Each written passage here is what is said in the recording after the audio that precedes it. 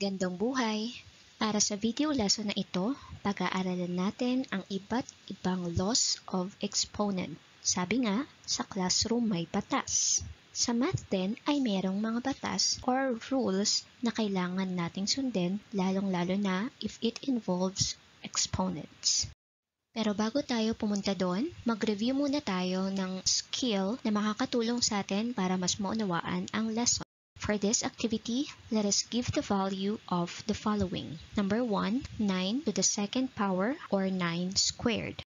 Recall that this one is the base and 2 is the exponent. Ibig sabihin, gagamitin natin ang base 2 times. And this will become 81. Next, 5 to the fourth power, we will be using the base 5 4 times. So this is 5 times 5, 25 times 5, 125 times 5, that's 625.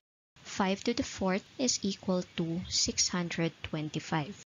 Number 3, 2 to the seventh power, gagamitin natin ng 2 7 times. So we'll have this. And then multiply two numbers at a time. 2 times 2, 4, times 2, 8, times 2, 16, times 2, 32, times 2, 64, and times 2, 128.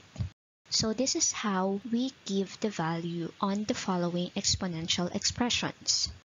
Next, for this activity, let us simplify the following. Here, we have a repeated multiplication. Instead na i-multiply natin yan diretsyo and then divide the numerator and then the denominator, we can simply cancel this, one numerator and the other denominator, because a number divided by a number is equal to 1. Ganon din dito. Therefore, ang natira na lang is 2. And then here, we have 1. So this one is equal to 2. Next, here, pareho pa rin yung mga factors. So we can cancel this. So therefore, ang ating numerator is 1 over the denominator, which is 1 times 5, 5. And number 3, here, we can cancel the same factors sa numerator at sa denominator. So we can do this. Ang natitira na lamang sa atin ay 1 in the numerator, and sa denominator, we have 1 times 6. 6 times 6, that's 36. Gagamitin natin ang mga skills na yun para mas maintindihan ang iba't ibang laws of exponent. Let's explain this one by one. Our first law is called the product law. Ito ay ginagamit natin kung sakaling nagmumultiply tayo ng expressions na may parehong base. Katulad nito, we have the same base x with exponents m and n. To multiply these, we simply copy the base x and add their exponents. So let's have more concrete examples. 3 squared times 3 cubed. Here, meron tayong parehas na base, which is 3. So we just copy that and add their exponents. So our final answer will be 3 to the 5th power. Number 2, a to the 4th times a to the 10th. We copy their common base and add their exponents. So we'll have a to the 14th power. Number 3, we have a binomial multiply to the same binomial with different exponents. So we simply copy the binomial base x minus 3 and add their exponents. Our final answer here is quantity x minus 3 raised to 7. Number 4, we have two different bases. We have 8 and 2. Ang i-combine lamang natin na exponent is yung may parehong base. So here, we will have 8 raised to 2 plus 7, and this one is 2 raised to 3 plus 7. Therefore, our final answer is 8 to the 9th power times 2 to the 10th power. So as you can see, we simply follow the law or the rule, pero hindi natin muna hinanap yung pinaka-main value ng expressions, because the purpose of this video lesson is for you to just be familiar with the different laws. The next law is the quotient law. Ito naman ay ginagamit kapag magdi-divide ka ng may parehong base. This time, if we are dividing, so we will still copy the base and subtract their exponent. So let's have this. We copy the common base and subtract their exponents. So we'll have here 6 to the 6th power. Number 2, b squared over b to the 7th power. Copy the base b and subtract their exponent. 2 minus 7 is negative 5. Actually, bawal ang negative exponent, but for now, we'll keep it as this, and later, I'll explain the next law about negative exponent. And number 3, we have this. So we simply subtract the exponents with the same base, 9 minus 5, and then y raised to 8 minus 2. So we'll have the final answer, x to the 4th times y to the 6th power. The next law is what we call the power of a product. Another term for exponent is what we call the power. Kaya ito tinawag na power of a product dahil meron tayong product dito, x times y, then you raise it to a power.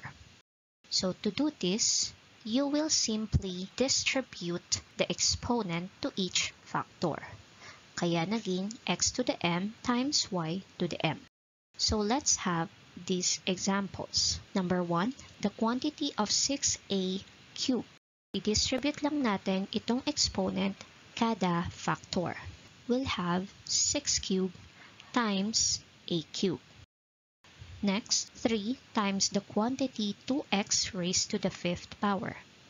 Dito, ang naka-raised lang sa 5th power is yung 2x. We will simply copy the constant 3 and then itong exponent na 5 ay i-distribute sa kada factor sa loob ng parenthesis. So we'll have this. Therefore, our final answer is 3 times the quantity 2 to the 5th x to the 5th. Number 3, this time, the whole term is raised to 4. So we simply distribute the exponent 5 to the 4th, y to the 4th, z to the 4th power. Next is the power of a quotient. So ito naman ay tinawag na power of a quotient dahil meron tayong division expression dito at kailangan din nating i-distribute ang exponent to each numerator and denominator. So here we distribute the exponent and we'll have 7 to the 4th over a to the 4th. Dito rin, distribute the exponent a cubed over b cubed. And then number 3, 3 to the 6th power x to the 6th power over y to the 6th power. These are what we call power of a product or quotient. The next law is what we call the power of a power. Ito naman ay ginagamit natin kapag ang isang expression ay mayroon ng power or exponent and then ni-raise mo pa ulit to another power or another exponent. Para gawin to, we simply copy the base and this time we multiply their exponents, just like here. So let's have specific examples. Here we have 6 squared raised to another power, which is 3. Usually, kapag ganyan, ginagamitan to ng parentheses to separate those two exponents.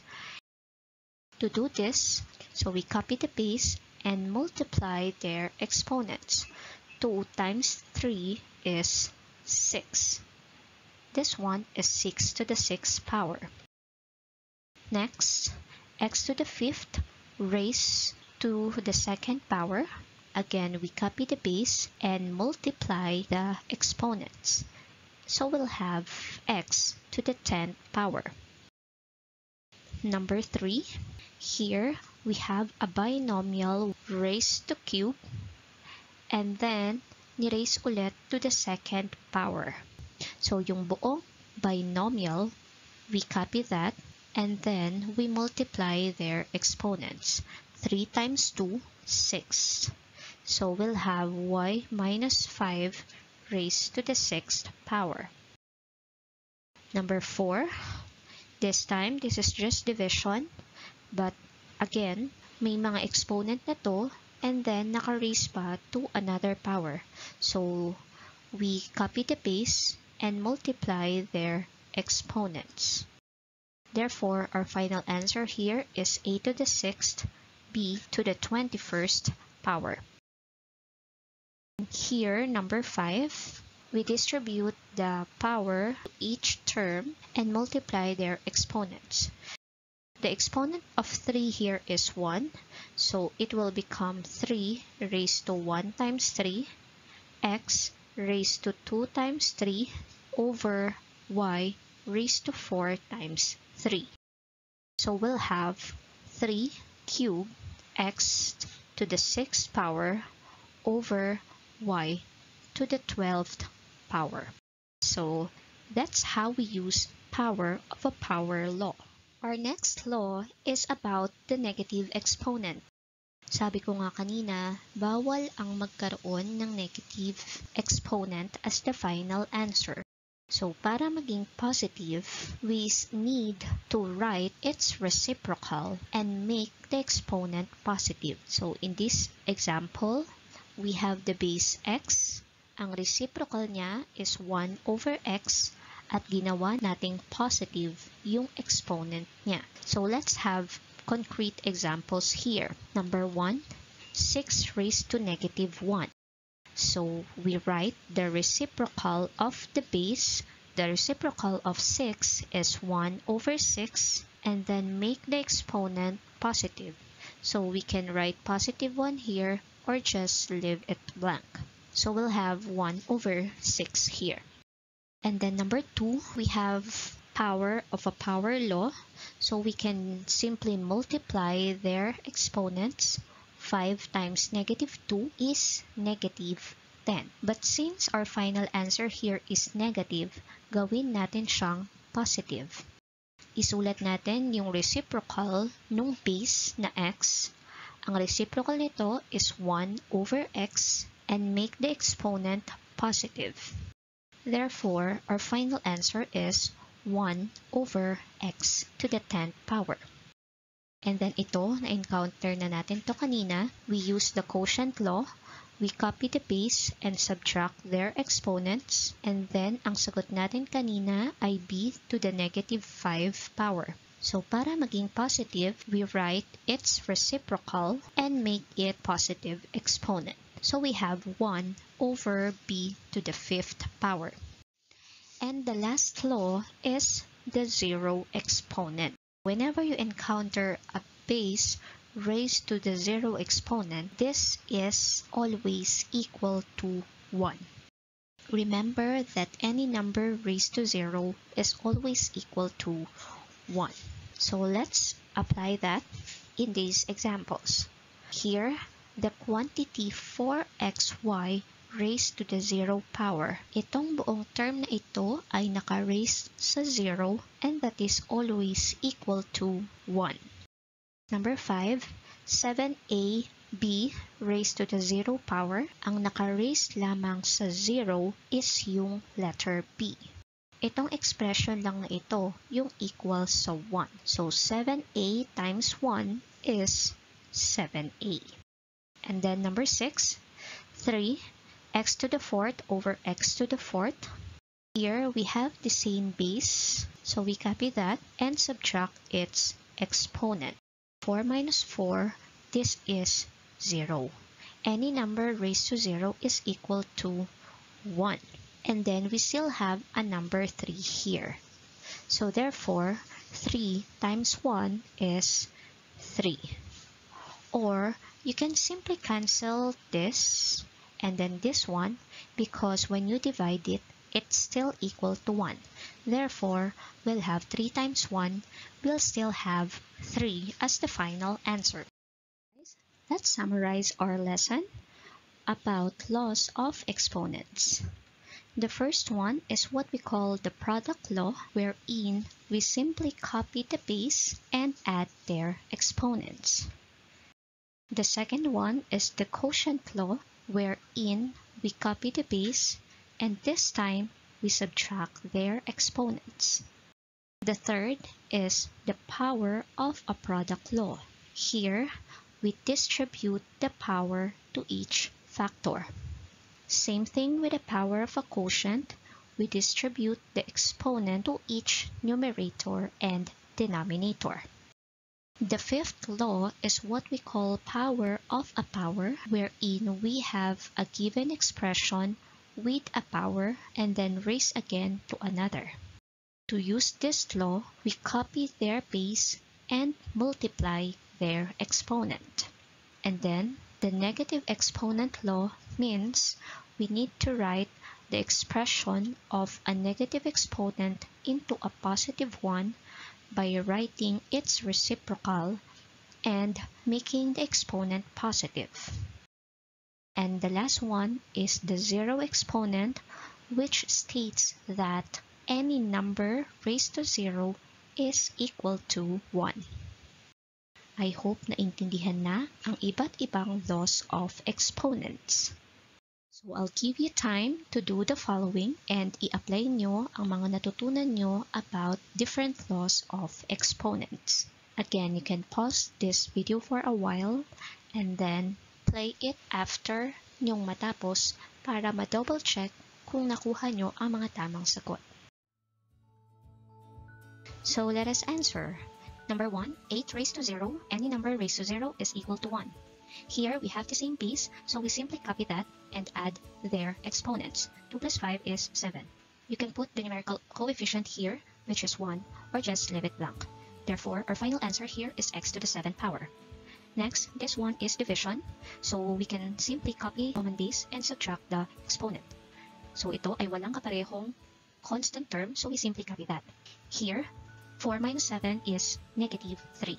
So we'll have this. However, we don't want a negative exponent. That's why we need to write it as a positive one by writing its reciprocal and make the exponent positive. And then, huwag kalimutan yung natitirang value. So we have here 3 times 1, that's 3 over b cubed. Next, we have this, number 3, 7a to the 4th over ac to the 4th. We can have 7, 4 minus 1 is 3. And then, walang kaparehong base yung c to the 4th, so we just copy that. So we'll have this as the final answer. Next, number 4, we have this expression raised to 3. So we can distribute this exponent to each factor, and we'll have 5 cubed x to the, this is power to a power, so we need to multiply 4 times 3, 12, 2 times 3, 6. So this is the final answer for number 4. Next, number 5, 7a to the 5th, b to the negative 6th. Wala na tayong pwedeng makombine dahil magkakaiba ang kanilang base. However, we have a negative exponent. That's why we need to turn this into a positive 1. Ito lang dahil ito lamang ang naka-raise into negative exponent. The reciprocal of b is 1 over b. And then make the exponent positive. So it will become 6th. And then don't forget, itong mga to ay positive, kaya ito ay nasa numerator pa rin. Therefore, our final answer here is 7a to the 5th over b to the 6th power. And then number 6, we have this whole expression divided by to this. So we can have 3 divided by 3, that's 1. X to the 4th divided by x to the 7th, we subtract their exponents. 4 minus 7, that is negative 3. Y, we have 1 minus 7, that's negative 6, and then z, 8 minus 4, that is positive 4. So we have this as the answer. Again, we don't want a negative exponent, that's why isusulat natin ang reciprocal nito, which is 1 over x cubed y to the 6, and then kopyahin natin yung natitirang positive exponent.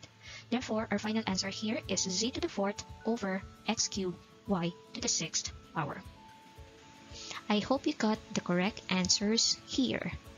Thank you for listening. I hope natutunan na ang iba't ibang laws of exponents. Gamitin ito ng maayos sa mga susunod pang lesson. Thank you!